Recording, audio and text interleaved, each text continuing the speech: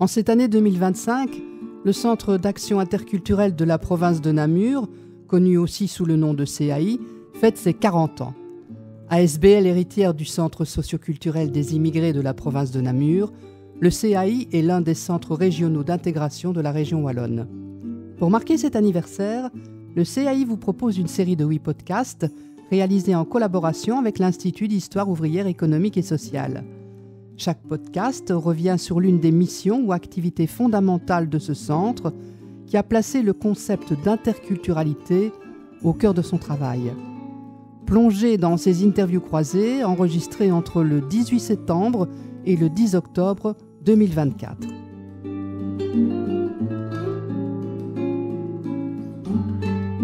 Dans ce 4e épisode, vous entendrez Liliana Gomez et Véronique Bourgeois, anciennes et actuelles travailleuses qui ont successivement été responsables des formations.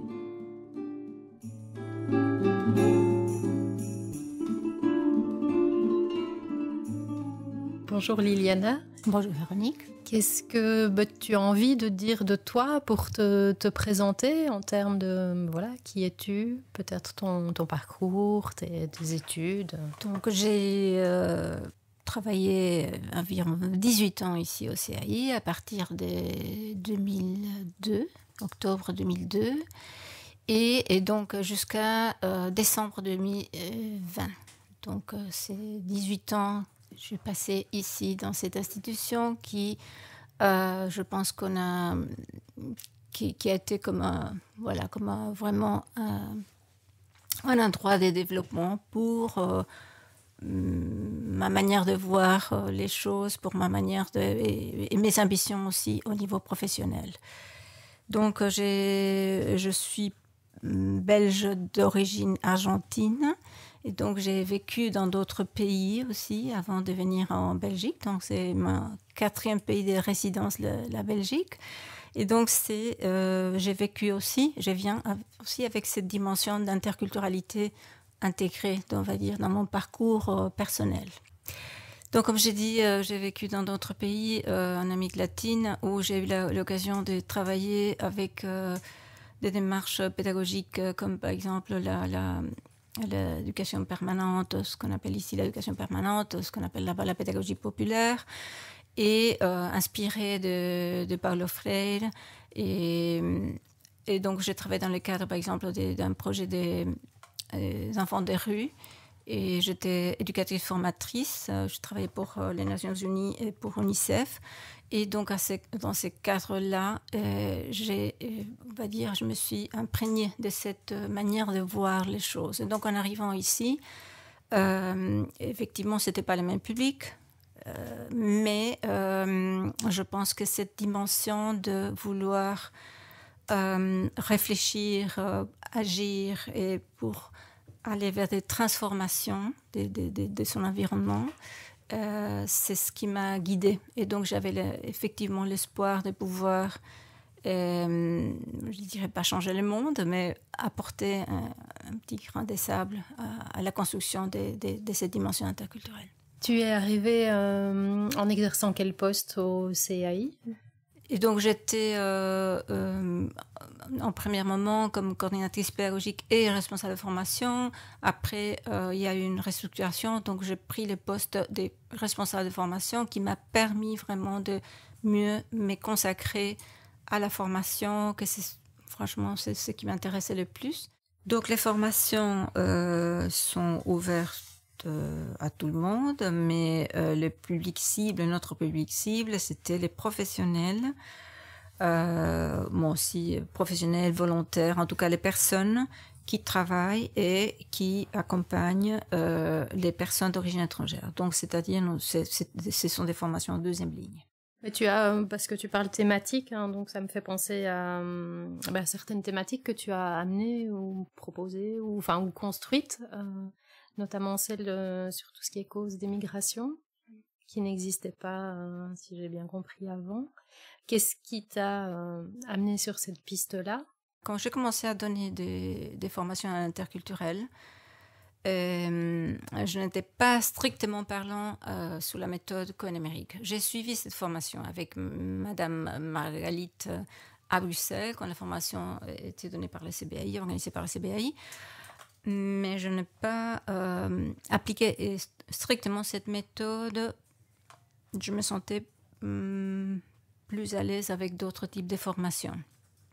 Des formations qui sont plus, on va dire, qui abordent plus d'aspects. Mais enfin, c'était peut-être mon interprétation à ce moment, parce qu'en réalisant après le texte de Margalit Cohen-Emerick, moi je recommande vraiment, il ne faut pas s'arrêter à la formation, strictement la méthode de formation des incidents critiques. Il faut prendre son gros bouquin et lire ces bouquins parce que c'est des trésors de réflexion par rapport à l'interculturalité. À ce moment-là, je ne voyais pas les choses comme ça. Et donc, voilà, moi, il me semblait qu'il manquait des thématiques. En étant quelqu'un, un ressortissant du Sud, on va dire, je voyais qu'il y avait d'autres aspects aussi à tenir en compte. Que ce n'est pas uniquement la question, l'ici et le maintenant, avec la personne et cette communication interculturelle, cette dynamique interculturelle qui se dégage. Sinon, c'est aussi toute l'histoire de la personne et l'histoire de son lieu d'origine aussi. Et quelles sont les sociétés et les dynamiques qui ont traversé ces sociétés et quelles étaient les raisons pourquoi ces gens devaient venir ici. Je trouvais très injuste qu'on prenne la personne à partir du moment où elle arrivait ici. Et alors, sans se demander, mais pourquoi elle est ici? Voilà. Et donc, en prenant des outils aussi de l'éducation populaire, je me souviens très bien de la formation qu'on a faite avec Peuple Culture à ce moment, donc, juste à mon arrivée. Donc, on a mis en place une formation avec Joseph Simon, un formateur de Peuple Culture, et ces questionnements, non, parce que aussi leur démarche aussi est issue de l'éducation populaire. Donc, c'est les questionnements de la problématique, non. C'est poser la question pourquoi c'est ainsi. Voilà. Et donc, c'est les questions que je me suis posées à ce moment-là. Et donc, la formation que j'avais modélisée à l'interculturel était plus en lien avec ces questions-là.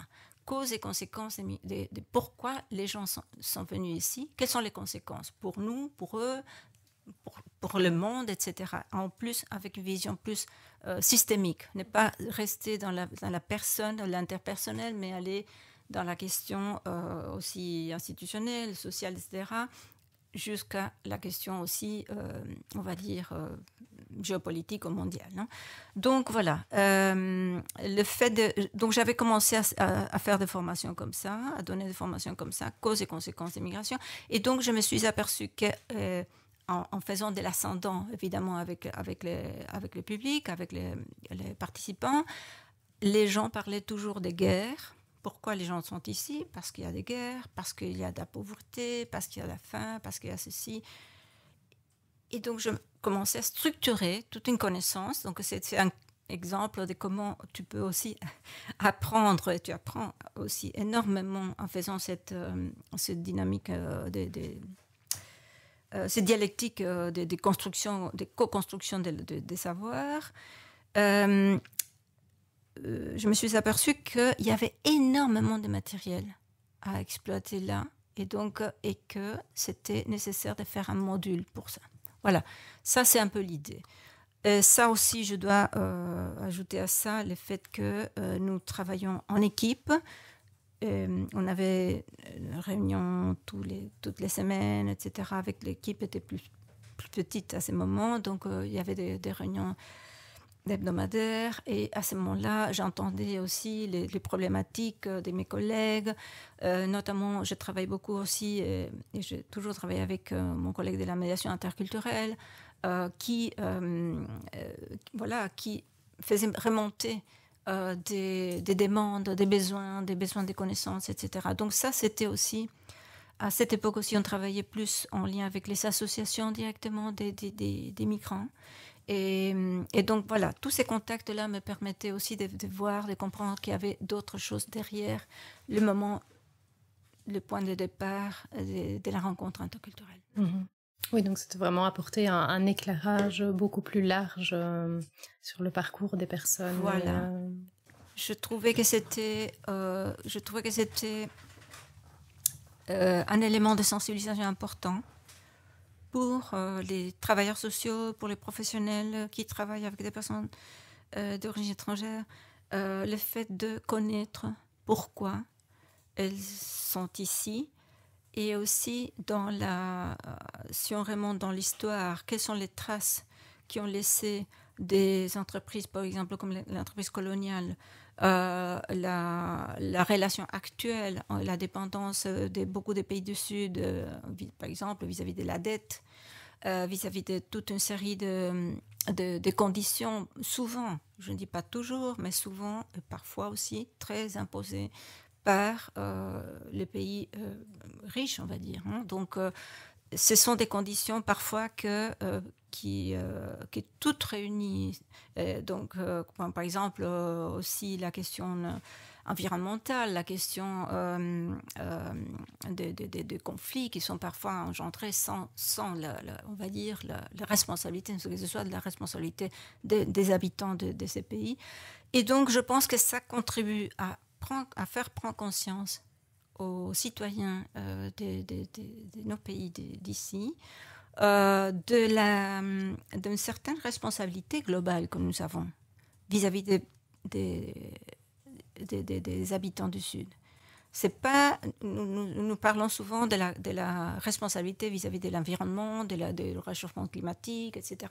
Mais ce n'est pas que le réchauffement climatique, c'est déjà une grosse responsabilité, mais aussi une responsabilité par rapport à leur situation financière, politique, etc. Je ne dis pas la seule, mais il y a une partie de cette responsabilité. Donc je trouvais que c'était vraiment un élément important de prise de conscience. Et je pense que c'était...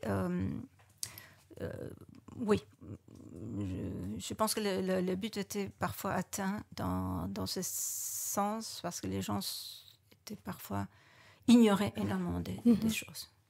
Oui. Voilà, donc petit à petit, il y a eu aussi, le CAI a intégré les missions d'intégration, des parcours d'intégration aussi. Et donc, voilà, les priorités ont été mises sur aussi la formation aux travailleurs qui se retrouvent dans les parcours d'intégration, les professionnels qui sont dans les parcours d'intégration. Donc, effectivement, ça, c'était la priorité. Mais, par exemple, voilà, donc, je pense que c'est tellement large, ça va de la formation des formateurs de FLE jusqu'à les agents les agents communaux. Donc, c'est vraiment très, très large. Donc, il y avait toujours... Mais... il faut dire aussi que quand je dis cibler, ça veut dire c'est donner priorité, mais ça ne veut pas dire que non, on n'écoutait plus d'autres types de demandes. Donc on avait toujours des demandes ponctuelles qui venaient des institutions, des associations, même parfois des entreprises des entreprises de services. D'insertion socio-professionnelle, etc.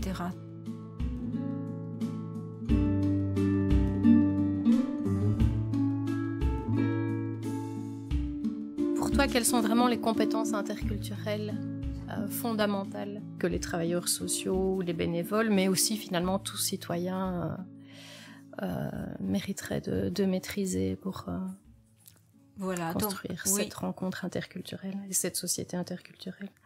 Mais moi, je dois dire que les compétences interculturelles, je peux avoir vraiment beaucoup d'idées, mais je voudrais me référer à plutôt un document que j'ai élaboré au départ de la systématisation que nous avons faite ici au CAI, où il y a l'expression des collègues. Et donc, je pense que les collègues qui sont vraiment, surtout en première ligne, ils ont une sensibilité très spéciale pour comprendre et pouvoir mieux cerner quelles sont les aptitudes interculturelles. Donc,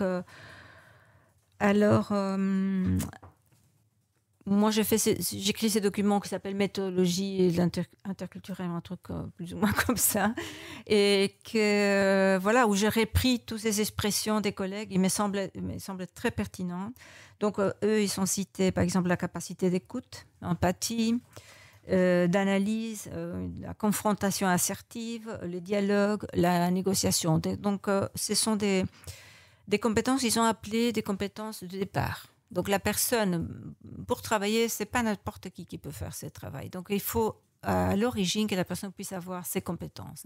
Compétences d'ouverture d'esprit, souplesse et capacité à se remettre en question, mais aussi une question des valeurs de solidarité, de justice, de coopération, des participations démocratiques, des défenses des droits humains, etc. Donc, pouvoir être capable aussi d'être objectif. Ça, c'est quelque chose qui pose souvent question. Comment c'est bien cerner la subjectivité, accepter sa propre subjectivité, mais sans mettre en danger un regard objectif qu'on peut porter sur un fait, par exemple.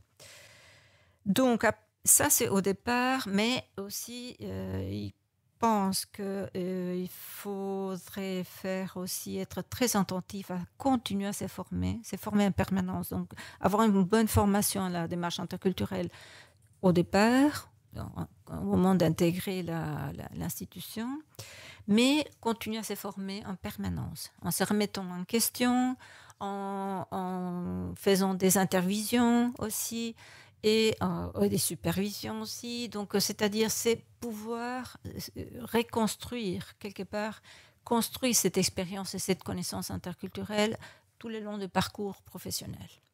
Et donc, les aptitudes interculturelles, ce n'est pas quelque chose qu'on acquiert comme ça. Une formation peut nous amener à réfléchir de comment le faire. Mais une formation peut nous ouvrir une voie, ouvrir des portes.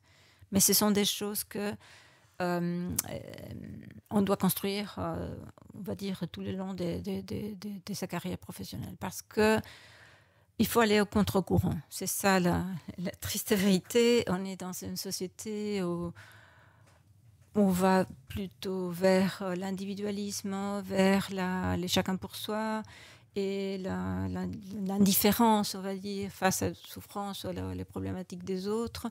Et donc, il faut se reconstruire. Il faut déconstruire ça pour reconstruire un regard empathique, un regard solidaire, un regard et aussi de pouvoir voir l'autre, considérer l'autre en tant que dans un même plan d'égalité. Ça, c'est très important. La position symétrique par rapport à l'autre. Donc, c'est débarrasser des ethnocentrismes, c'est débarrasser de sa propre culture pour pouvoir s'ouvrir, aller vers l'autre et valoriser la personne et l'accepter telle qu'elle est. Donc, ce sont des compétences très difficiles pour moi à acquérir. Je pense qu'il n'y a pas tout le monde qui arrive, mais je pense qu'ici au CAI, on a eu la chance, et je pense que c'est toujours le cas, d'avoir une équipe formidable par rapport à ça, très sensible par rapport à ça. Cette préoccupation-là, elle n'est pas dans d'autres associations ou dans des institutions, n'est pas aussi présente, ou en tout cas, on peut s'en apercevoir par rapport à certaines demandes de formation ou certaines choses qu'on entend remonter du terrain. Et je me dis là, comment on peut faire bouger les choses, en fait. J'ai eu la chance d'être dans une institution qui portait la dimension interculturelle dans son ADN, on va dire. Et c'est inscrit dans les projets politiques, et c'est un axe de travail et de développement conscient et cherché. Donc, ça veut dire que j'ai eu cette chance qui m'a permis aussi de pouvoir, moi en tant que responsable de formation, mais aussi par exemple en tant que, pendant plusieurs années, j'étais coordinatrice l'intercentre formation. Donc ça veut dire que ça m'a permis aussi quelque part de exporter un peu de cette expérience, non, et d'avoir un rôle, de jouer un rôle un peu, on va dire, propositif, non, par rapport à la formation générale. Et donc, par exemple, il y a eu plusieurs formations, comme la question des projets interculturels, par exemple, que j'avais commencé à développer ici. J'ai amené ça au sein de l'intercentre. Et donc, c'est devenu finalement une formation structurelle et c'est une formation qui est reconnue par la région wallonne. Donc, c'est vraiment quelque chose qui porte ses fruits. Mais je pense que le CAI a fait un énorme travail de lobbying par rapport à la question interculturelle au sein de la Wallonie, mais aussi ici à Namur en particulier. Quand tu parles de la formation reconnue par la région wallonne, tu pensais à laquelle? Je me demandais projet si interculturel, je pense que c'était la formation proposée par l'ISCRI. Oui. Oui, effectivement, qui vient d'être donnée pour la première fois. Ah ben, tiens, je me demandais aussi qu'est-ce que ça a donné. Voilà. En mode test, parfait. Il y a des choses à peaufiner, mais ici j'ai donné la 3e journée la semaine dernière, je pense, et des participants étaient vraiment très contents.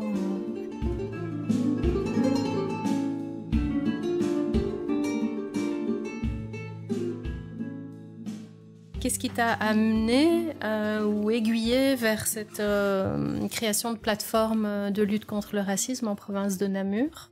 Donc donc la première, c'était à l'initiative, enfin c'était pas notre idée à nous, mais on a répondu à un appel de la Fédération Wallonie-Bruxelles, la ministre Fadila Lanin, à ce moment, et qui avait lancé l'initiative de faire une plateforme en Wallonie et Bruxelles de lutte contre le racisme. Et donc, nous avons répondu. Et pourquoi? C'est parce que finalement, à ta question formation, sensibilisation, il y a toujours eu un lien. Et donc, au même temps que j'ai m'occupé des programmes de formation et tout ça, j'ai participé aussi à des sensibilisations plus ponctuelles. Et donc à ce moment-là, il y a eu cet appel. Et donc, je suis rentrée de Bruxelles avec l'initiative de constituer ici, en province de Namur, une plateforme.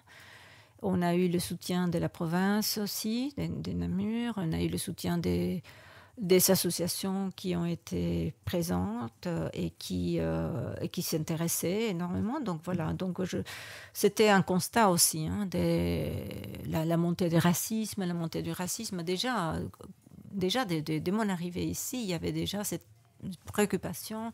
C'était les premières fois qu'on voyait des indices d'extrême droite, par exemple, des expressions d'extrême droite ici en Wallonie. Et donc, on a essayé de répondre à ça de la manière la plus vite possible, la plus efficace possible aussi. Et donc, et on croyait que ça allait se passer, mais non. Les constats, c'est que c'était de plus en plus important, c'était de plus en plus conséquent en tant qu'expression. Et donc, effectivement, on trouvait que c'était nécessaire de faire cette plateforme. Donc, voilà. Donc, et la réponse était... Il y avait énormément d'intérêt à ce moment. Même si parfois les volontés, les timings, les agendas des personnes ne suivent pas toujours, mais on a vraiment aidé, on a vraiment impulsé, je pense, quelque chose qui était nécessaire ici, en province de Namur. Donc c'était vraiment une demande des personnes et des associations, et c'était aussi nécessaire de créer cet espace, d'articulation des initiatives, parce qu'il y avait la petite activité ici, contre le racisme, la petite là-bas, etc. Et donc l'idée, c'était de pouvoir coordonner ça et de se mettre tous, on va dire, unir les efforts, non? Et être plus fort, c'est faire entendre de manière plus forte. Oui, dans cette volonté de coordination et d'action commune. Et en même temps, est-ce que c'était aussi le constat que la formation, de manière générale, n'est pas le seul moyen pour pouvoir travailler les questions d'interculturalité ou de lutte contre le racisme? Tout à fait. C'est le constat, c'est un début, ça peut être un début, c'est nécessaire, c'est absolument nécessaire la formation, mais ce n'est pas le seul élément, le seul outil. Il faut aussi pouvoir dépasser la formation, pouvoir aller vers l'action, et donc cette action, ça doit se concrétiser aussi avec des éléments, aussi des connaissances. Ce n'est pas tout simplement faire n'importe quoi, parce que c'est vrai. Il y avait, par exemple, la conception du racisme était différente d'une personne à l'autre, d'une association à l'autre, d'une institution à l'autre. Donc, il y avait évidemment, ça s'est, comment on dit, ça s'est traduisait par des débats, de ceci, cela, parfois mais il y avait toujours un axe de vouloir faire et de vouloir donner, une impulsion à cette dimension. Donc, la présence dans l'espace public, la présence au niveau des institutions, sortir un peu effectivement de notre univers, de notre petit univers associatif, de l'intégration, etc. C'est ça, c'est l'occasion de le faire, à travers des plateformes, à travers des coordinations, à travers de mettre ensemble les efforts.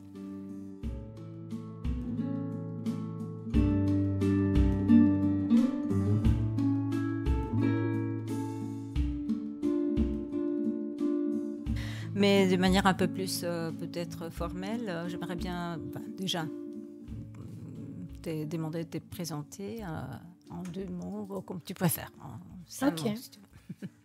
Mais moi, j'ai toujours travaillé dans la formation, l'enseignement, et ça a commencé depuis toute petite. Déjà en première primaire, je m'amusais à la maison à donner cours à ma sœur et à lui faire des bulletins et tout. Voilà, il y a les anecdotes qui débutent déjà là, mais c'est vraiment, je pense, mon approche.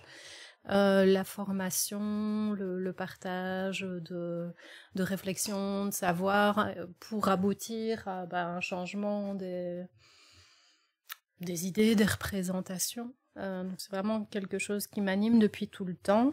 J'ai surtout exercé dans le domaine de l'enseignement, soit secondaire ou formation d'adultes aussi un petit peu. Et ce qui m'a intéressé, ce qui m'a fait porter ma candidature au CAI, c'est aussi toute cette dimension de construction d'une société interculturelle, cette volonté de pouvoir y jouer un rôle. Alors moi, je n'ai pas eu personnellement de parcours migratoire comme toi. Ma maman, oui. Puisqu'elle est arrivée d'Italie en Belgique quand elle avait 5 ans, donc il y a des choses qui passent dans l'histoire familiale, dans le vécu. Et mon papa était belge, mais 2 frères de mon papa ont épousé se sont mariés avec des femmes marocaines.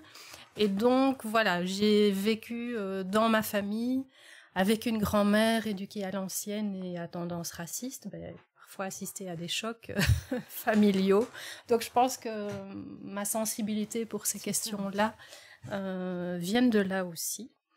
Et voilà, ces deux grands centres d'intérêt, ces 2 manières d'être, ont trouvé de quoi s'exprimer ici au Centre d'action interculturelle.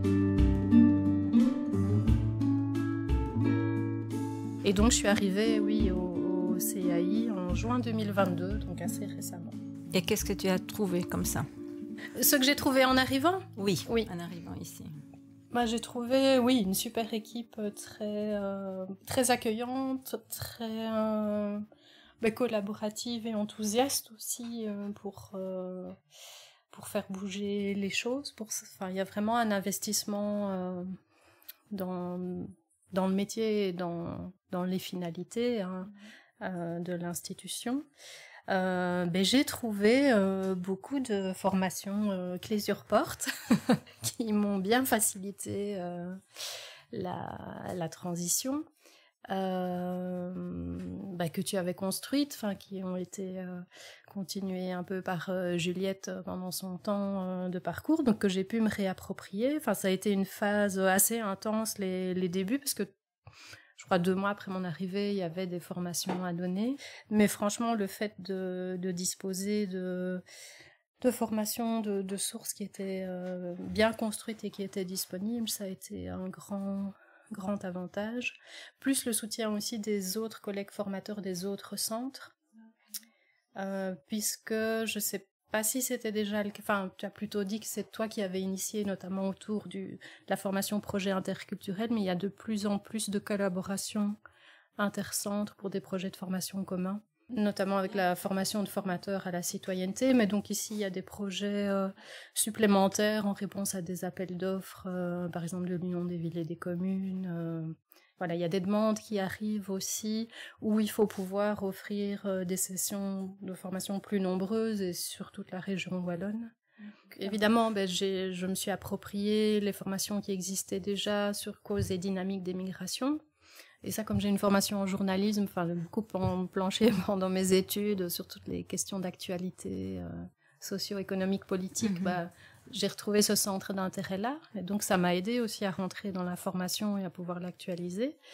La formation des constructions des stéréotypes et préjugés, lutte contre le racisme, et la formation d'introduction à la démarche interculturelle. Donc ça, c'était vraiment les 3 gros blocs qui existaient que j'ai repris. Puis j'ai rejoint Catherine sur la formation de formateurs en citoyenneté, avec énormément de points communs, avec les formations que je viens de citer. Et alors, en termes de nouveaux projets, la formation projet interculturel qu'on a déjà évoqué, donc pour laquelle le manuel et les fiches didactiques avaient été créés en intercentre. Et puis moi, en tant que formatrice, on a fait avec d'autres collègues formateurs d'autres centres, partie d'un groupe de travail pour construire une formation de 3 jours sur base de ces outils-là. Je vais construire prochainement ça dans le cadre d'un appel à projet pour l'Union des villes et des communes avec d'autres collègues formateurs d'autres centres, une journée de formation sur davantage destinée aux personnes qui ont un poste de direction ou manager dans les CPAS, donc une formation management interculturel, mais vraiment une sensibilisation pour qu'ils puissent eux aussi après être sensibles au fait que leurs travailleurs doivent être formés ou les accompagner dans la formation à la relation interculturelle. Ça, c'est vraiment de nouveaux projets. Et alors oui, j'oublie aussi les demandes de structures, d'associations arrivent encore régulièrement aussi. Soit parce que dans l'équipe, une personne a tenu des propos racistes et il faut un peu travailler ces questions-là avec eux, soit parce que les travailleurs sont de plus en plus amenés à accompagner des personnes d'origine étrangère alors que ce n'est pas leur métier de base ni leur formation, et donc les aider aussi, les outiller un petit peu dans la rencontre avec les personnes d'origine étrangère. Après, ce qui ressort aussi souvent de l'analyse de ces demandes, c'est, je sais pas si tu l'avais déjà remarqué, mais parfois dans la première analyse de la situation difficile que font les personnes, parce qu'ils sont confrontés à une personne d'origine étrangère, ils vont identifier la cause du problème sur l'origine étrangère. C'est souvent le premier réflexe. Et c'est pas souvent, souvent, c'est pas nécessairement la bonne clé explicative, ou en tout cas pas la seule, quoi. Et c'est ça aussi qu'on peut retravailler en formation, c'est de remettre ce critère de lecture du problème à sa juste place. Nous faisions le constat souvent, par exemple, que les personnes qui demandent une formation ou les institutions qui demandent une formation s'attendent à avoir un résultat immédiat, on va dire, voilà, hein, Click supporte la solution. Et donc, est-ce que ça continue, ça? Est-ce que tu fais les mêmes constats, par exemple? Et qu'est-ce que tu en fais par rapport à ça? C'est effectivement ce même constat, ou en tout cas le constat que ces personnes ont toujours ces attentes un peu d'une baguette magique et de se dire, ben voilà, la formation va nous apporter des clés qui nous permettront de décoder toutes les situations ou d'avoir des bonnes pratiques transférables d'une situation à l'autre. Première chose que je fais, c'est d'expliquer que ce sera jamais le cas. Que même s'il y a des bonnes pratiques qui peuvent fonctionner à un endroit donné, à un moment donné, ça peut très bien ne pas fonctionner au même endroit à un autre moment avec un autre public, parce qu'il y a vraiment une analyse très fine à porter. Donc c'est toujours commencer la formation en leur disant qu'ils vont être déçus par rapport à cette attente-là. Et en même temps, je comprends aussi le besoin de ces personnes de parfois trouver des solutions rapides dans un contexte de travail qui est toujours de plus en plus rapide, où on a moins de temps d'analyse, où il y a toujours très peu de temps consacré en équipe à une prise de recul. Donc c'est aussi d'amener un peu ce regard en disant il y a toutes les contraintes institutionnelles qui font que ce n'est pas possible, mais s'il y a moyen de mettre quelque chose en place, voilà, ce sera porteur. Et alors, troisième chose, et c'est pour ça que je disais que j'avais envie de prendre un peu un temps pour retravailler la formation, c'est essayer d'identifier comment je pourrais quand même apporter à certains moments de la formation des outils un peu plus concrets qui font que, mais comme tu donnais l'exemple avec la formation lutte contre les stéréotypes et le racisme, de se dire ils ont réfléchi à des réponses concrètes et ils ont eu ce temps de réflexion là en formation. Voilà, je pense que c'est un peu les trois pistes que j'exploite pour le moment, mais en sachant que c'est toujours le gros nœud de toute formation. Ces attentes de baguette magique et le fait que la vie n'est pas aussi simple, quoi. Et donc j'aime bien toujours rappeler qu'il n'y a jamais de solution simple à un problème complexe. Voilà. Et surtout que souvent les publics voient une formation comme quelque chose d'extérieur à moi. Oui. Donc c'est-à-dire ils ne comprennent pas que quand ils sont dans la relation interculturelle, eux, ils font partie de cette relation interculturelle aussi, oui. de cette rencontre interculturelle. Et donc, ça doit commencer par eux aussi. Oui, c'est pour ça que j'aime cette implication. Non, c'est pas comme une boîte à outils que tu vas chercher et qui va t'aider à transformer quelque chose. Non, il faut commencer par soi-même. Hein. Oui, c'est ça. Et donc, la connaissance de soi, et moi, j'essaye de travailler, ou d'initier, en tout cas, et d'initier le travail de décentration aussi. Voilà.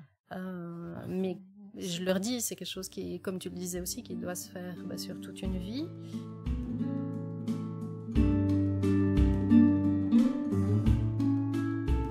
Mais j'aimerais avoir ton avis par rapport à comment est-ce qu'on peut faire l'articulation entre l'interculturalité, la dimension interculturelle, et l'intégration, les missions d'intégration.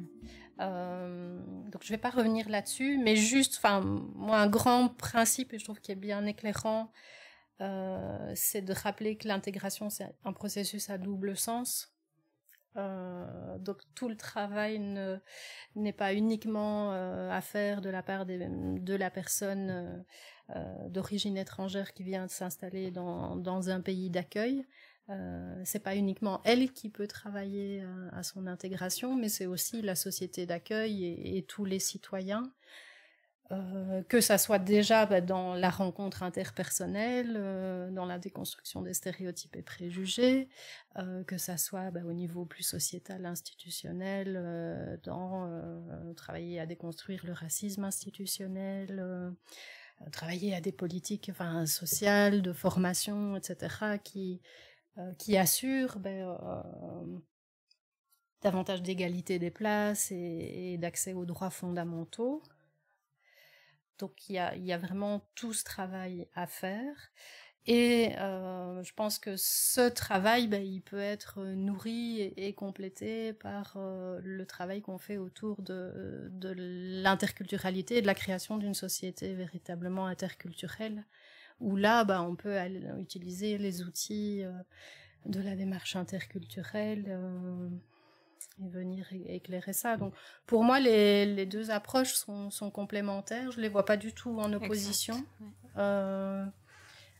Et les deux sont nécessaires, en fait. Moi, je suis tout à fait d'accord avec toi, mais tu l'as dit dans la première phrase, le fait que ce soit quelque chose de mutuel, non? L'intégration doit se faire de manière mutuelle. Je pense que là, il y a toute la dimension interculturelle déjà. Mais oui, voilà. Exact. Oui, oui.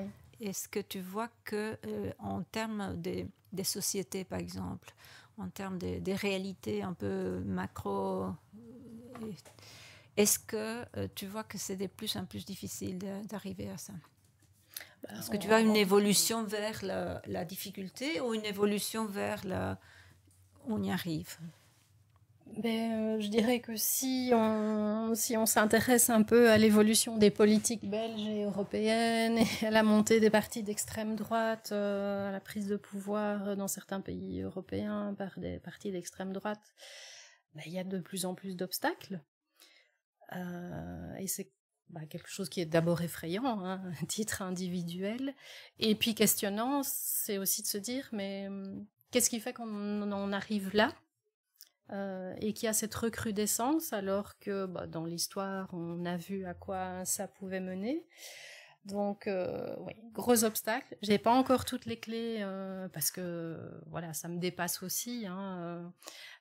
Mais donc ça veut dire qu'il y a un travail, je pense, à faire encore plus sur tout ce qui est déconstruction des stéréotypes et préjugés, lutte contre le racisme. Et en même temps, par ailleurs, il y a quand même encore et heureusement des mouvements d'opposition, des mouvements qui sont porteurs d'un tout autre discours, qui donnent espoir ou qui font dire oui, la pomme n'est pas encore complètement pourrie. Et donc je me dis c'est comment surfer aussi sur ces mouvements-là, sur cette vague-là pour lui donner plus d'ampleur, quoi. Mais je trouve qu'on est à un moment assez particulier de cette histoire. Tu vois que les champs des possibles se rétrécissent. Oui. Ok. Oui. Parce que c'était déjà à mon époque, mais je vois que on va de plus en plus. On remarque une évolution vers donc la fermeture, vers la... Oui, quand on voit les politiques migratoires de l'Union européenne de plus en plus restrictives, l'Europe forteresse, etc. Mais oui, on est dans des choix politiques très questionnants. Exact. Très questionnants, donc... Mais je me dis, comme tu le disais, c'est réfléchir aussi à notre niveau déjà individuel, intra-individuel, inter-individuel, ici sur Namur, ici dans les associations. Qu'est-ce qu'on peut déjà mettre en place en termes d'action collective pour essayer d'apporter une petite goutte d'eau et c'est essayer de garder cet espoir-là, quoi. J'ai souvent en tête l'image du petit colibri qui force d'amener, je sais plus, ces petites gouttes d'eau ou quoi, contribue. Tout à fait. Contribue. Mais oui, c'est une période assez questionnante et insécurisante, je trouve, par rapport à toutes ces questions-là. Et puis par rapport aussi aux enjeux de financement de structures telles que les centres régionaux d'intégration, de tout le secteur associatif autour de l'intégration. Là, il y a le rôle des centres régionaux qui peuvent faire remonter et porter des lobbies, non? Oui, je me dis ça, et puis c'est vraiment de nouveau quand on retravaille sur les questions de décentration de connaissance de soi, c'est réattirer l'attention sur le fait qu'on est tous traversés par des idéologies, plus de droite, plus de gauche, déjà identifié, quelle est mon idéologie, comment elle s'est installée, et quelles sont ses conséquences, ou comment je peux peut-être m'ouvrir à un peu l'idéologie de l'autre.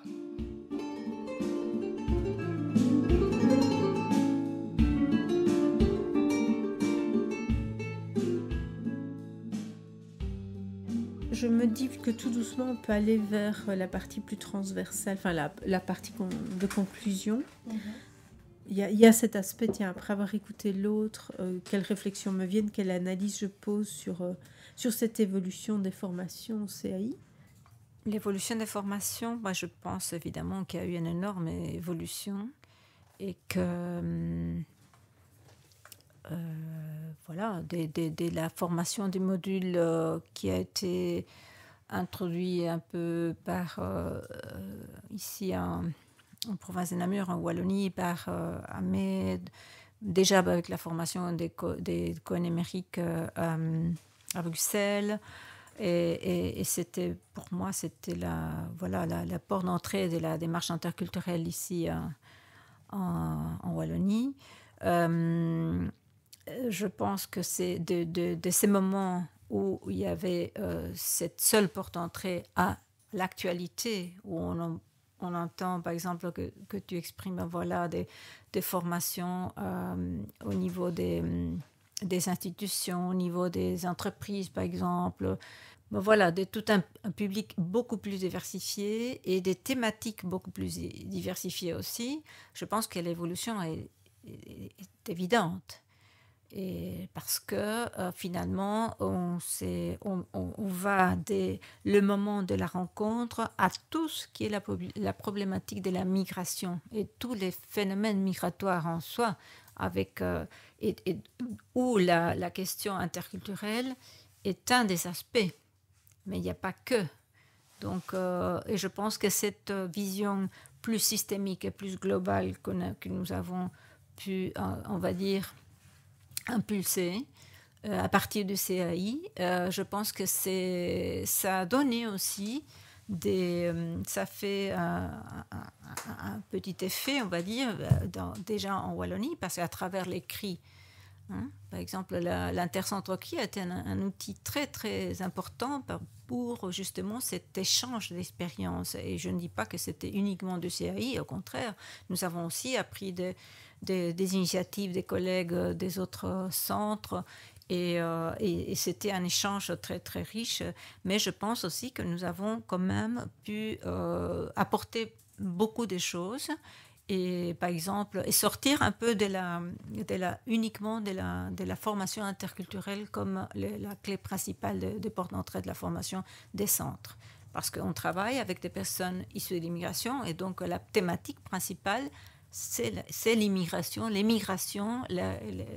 avec les aspects interculturalité, intégration, etc. Mais, et donc je pense qu'on est arrivé à un moment de maturité, je pense, avec ce que tu me transmets aussi. Je constate qu'il y a un moment de maturité par rapport à cette formation et qu'on peut être fier de ce travail accompli. Moi, je me souviens à l'époque, quand j'avais commencé, on se référait toujours, par exemple, aux formateurs, aux formations en France ou au Québec.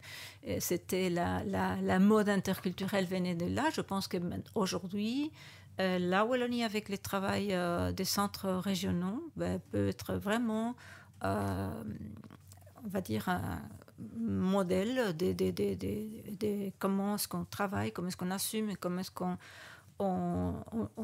travaille sur la question interculturelle et l'intégration. Donc, je pense que ça, voilà, je trouve que c'est une évolution très positive, malgré le contexte que tu viens de citer. Malgré ce contexte, il y a une dynamique qui a été, voilà, pour moi, qui a été quand même portée et qui a fait quand même... qui a eu une influence assez positive et que, voilà, que ne pas seulement se maintient, se renforce. Et donc, je suis très contente de voir et de constater cette évolution positive. Oui, je crois qu'on peut dire évolution, maturation et puis nouvelle perspective pour coller en fait à l'évolution du public, de la société, des questions d'actualité, quoi.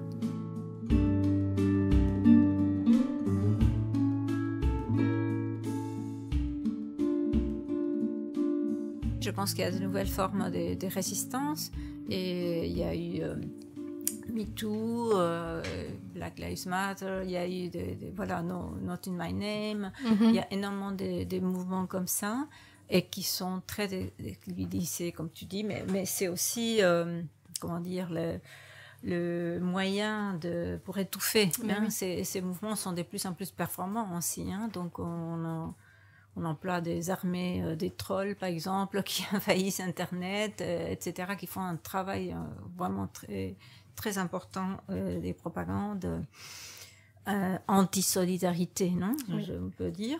Mais moi, je pense aussi que la porte d'entrée de la formation, c'est une très belle porte d'entrée pour rappeler aux nouvelles générations aussi, aux travailleurs plus jeunes, on va dire des intervenants jeunes, que, comme on disait tout à l'heure, c'est pas vrai qu'il n'y a pas d'alternative. C'est pas vrai qu'il n'y a pas d'alternative. Il y a toujours d'alternatives. Il faut se battre. Il faut savoir comment.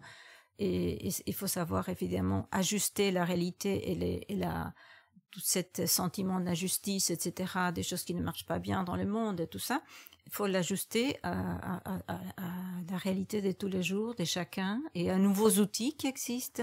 Et je pense que dans ce sens-là, on peut aller et insister sur la question il y a toujours alternative, il y a moyen de faire les choses autrement, et on doit pas baisser les bras par rapport à l'idéal, à l'utopie de vouloir faire un monde meilleur, voilà, à partir de son petit environnement, hein, de l'environnement immédiat, à partir de nos moyens, à partir de ce qu'on peut faire. Donc, apporter quelque chose à ça.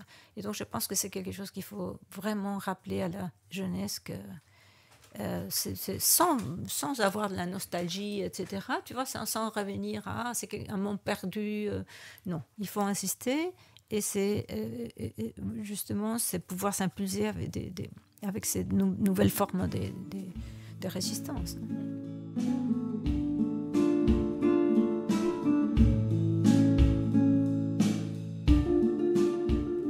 Vous venez d'écouter l'un des podcasts dédiés à l'histoire du CAI Namur, réalisé dans le cadre de son 40e anniversaire. Le CAI Namur et l'IHOES remercient chaleureusement l'ensemble des personnes qui ont participé à la réalisation de ces capsules sonores, que ce soit à travers leur voix, leurs paroles, leurs souvenirs, ou en tant que personnes ressources. Retrouvez l'ensemble de ces podcasts ainsi que toutes les activités du CAI sur le site web www.cainamur.be.